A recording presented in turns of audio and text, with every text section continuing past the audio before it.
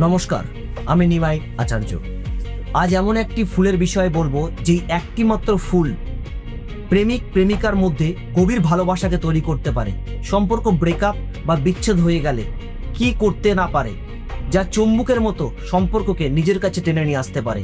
যদি সম্পর্ক ব্রেকআপ হয়ে যায়, রিলেশনশিপ বিচ্ছেদ হয়ে যায়, সমস্ত সোশ্যাল মিডিয়া থেকে আপনাকে ব্লক করে রাখে, তবে সমস্ত ব্লক খুলে সে আপনাকে মাত্র 7 দিনের মাথায় কল করতে বাধ্য হবে। দেখা করার জন্য তার মনে ছটফট শুরু হয়ে যাবে। কি করতে হবে বিষয়টি জেনে নিন। পুদিনা গাছের ফুল পূর্ণিমার রাতে যদি আপনি দম বন্ধ করে যাকে বশীকরণ করবেন তার নাম 7 বার মনে মনে জপ করে তুলে নিয়ে আসতে পারেন, এবং সেই ফুলটিকে ভোজপত্রের ওপর রাখতে হবে। তবে ভোজপত্রের ওপর রাখার আগে ভোজপত্রের ওপর একটি মন্ত্র আমি স্ক্রিনে দিয়ে দিচ্ছি, আপনারা স্ক্রিন থেকে মন্ত্রটা দেখে নেবেন।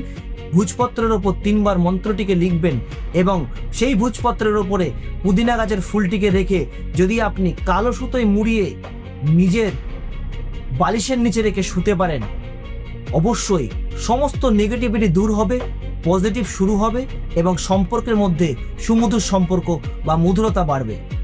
যদি ভিডিওটি ভালো লাগে, লাইক এবং শেয়ার করতে ভুলবেন না। নমস্কার, জয় মা তারা।